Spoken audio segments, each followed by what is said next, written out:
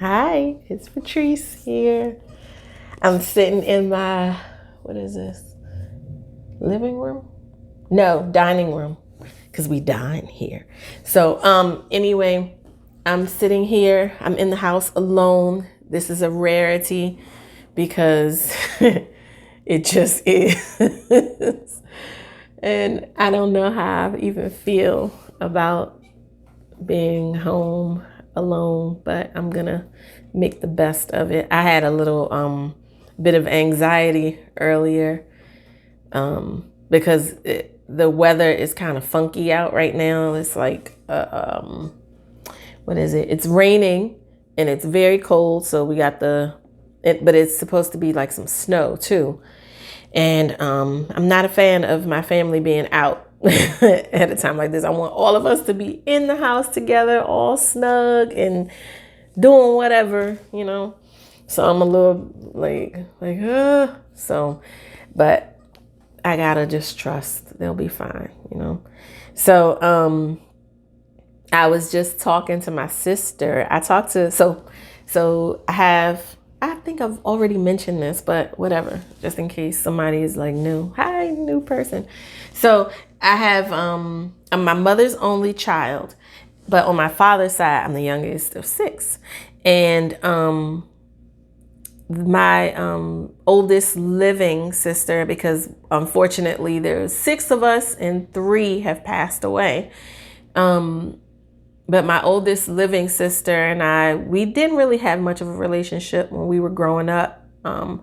Part because of the age difference, and then because we are like 8 years apart, and then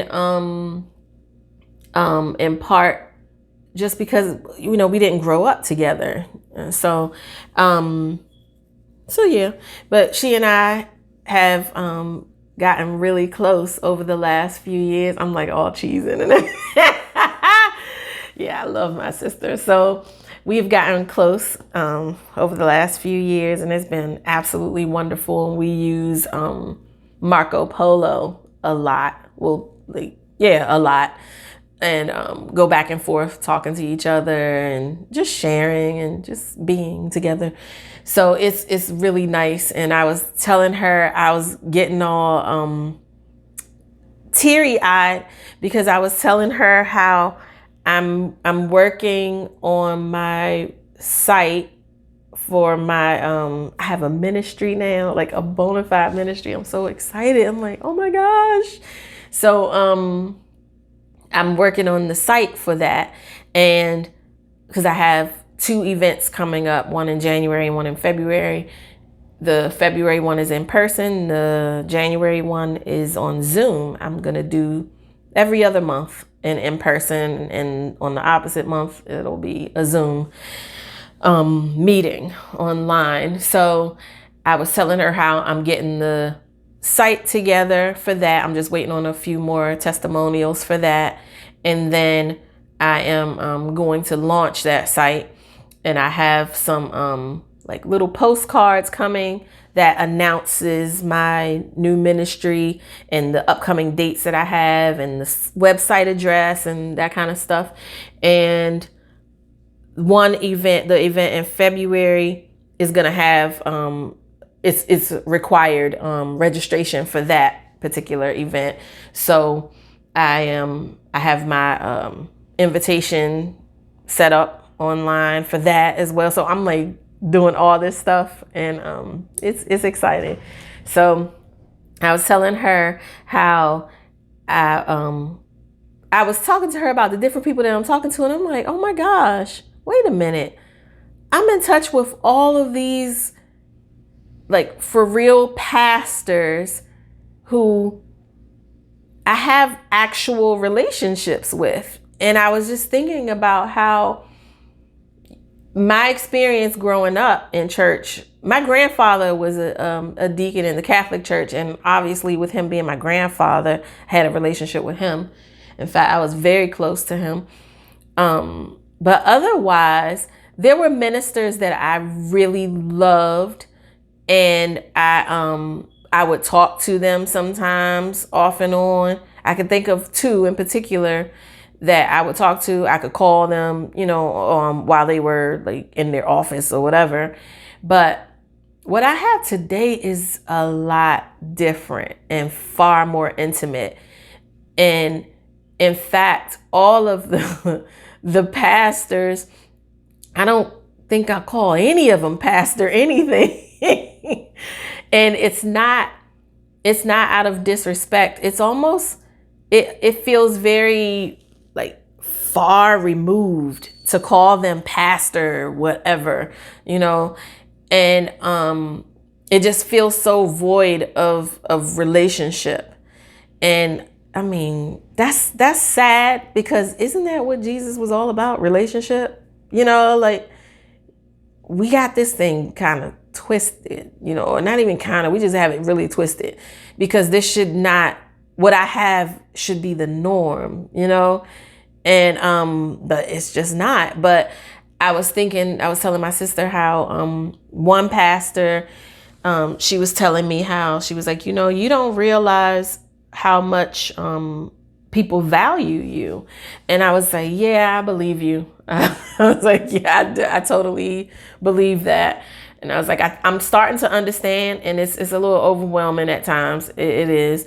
And because I'm accustomed to having to perform, having to do something. And she was saying, before I even said that, she said, when I see you come in the door, I'm tremendously blessed. I was like, what? And that unfortunately is like, it's foreign to me, but I think that by and large, there are many people who could say the same. Because I'm thinking of my Aunt Mary, I'm thinking of other people who are genuinely happy. Like I have been so much, I'm ready to cry, in this mode of believing that I'm unworthy, that I'm just here taking up space and all that crap, because of, being told that I wasn't wanted. My mother said that she didn't want me. My father didn't want me.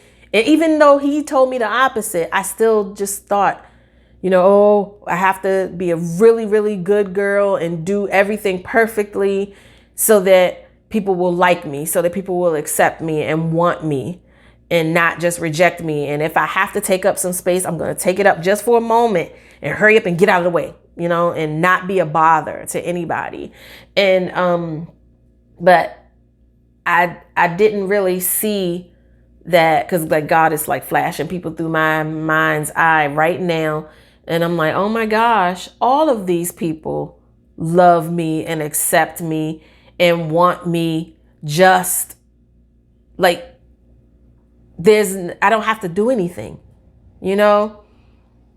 It's amazing what your, in my case, mother tells you, you'll believe above all else.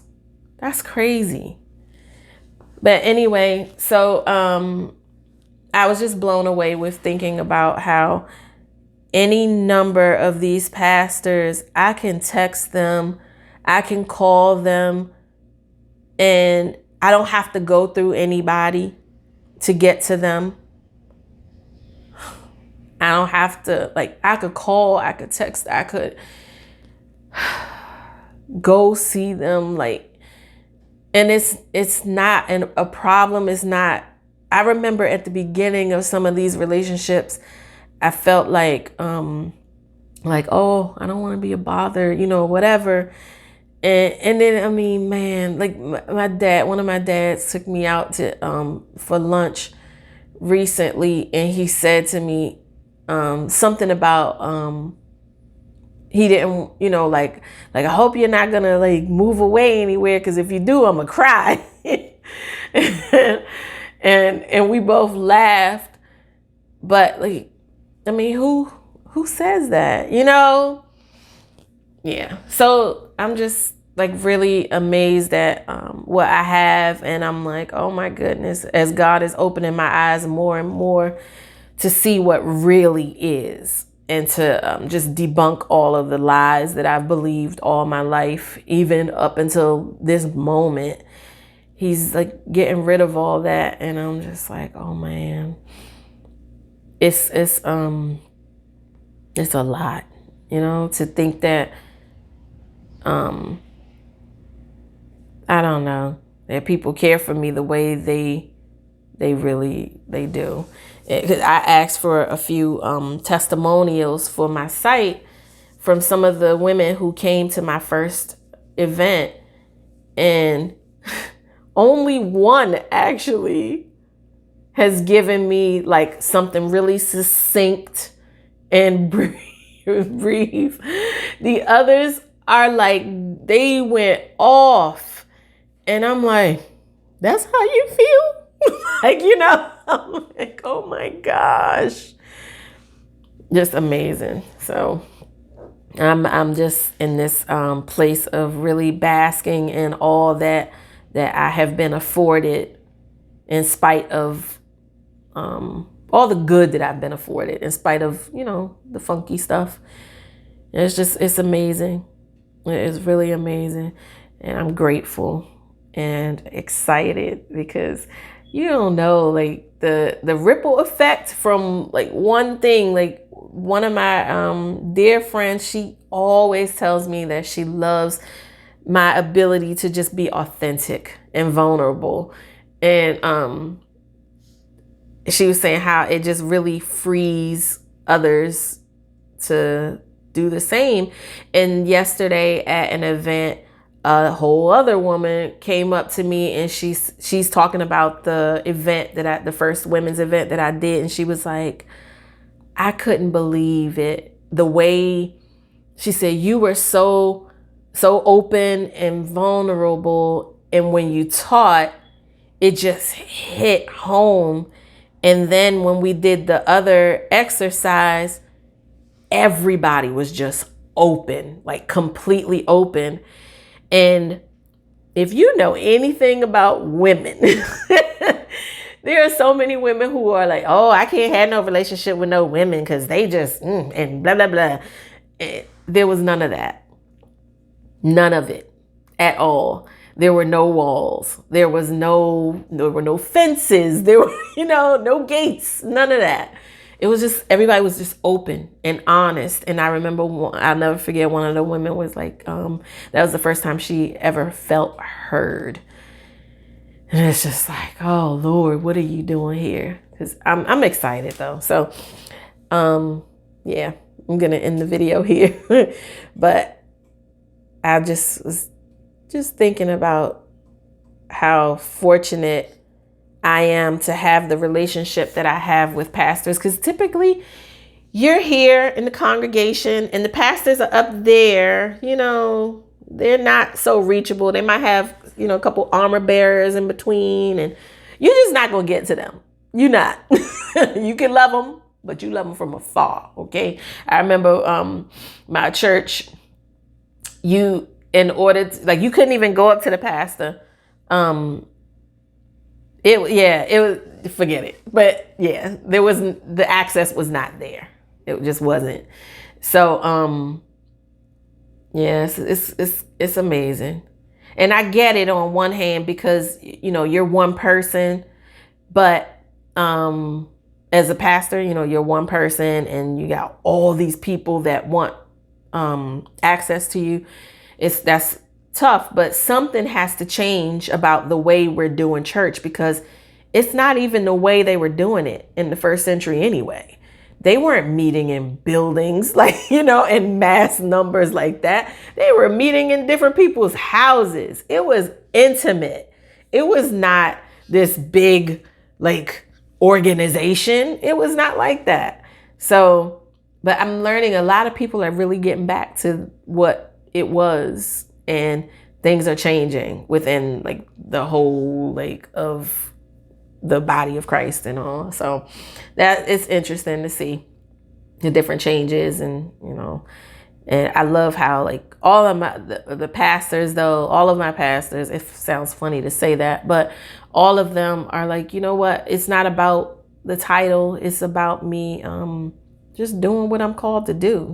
It's more about, because it's just not not that serious. You know, like some people have to be called, you know, bishop, apostle, blah, blah, blah, you know, and you better not drop that title because they get highly offended. That's not Jesus. Like, that's not right. So anyway, I will end the video here. And thanks as always for watching. And I'll see you in the next video. Bye.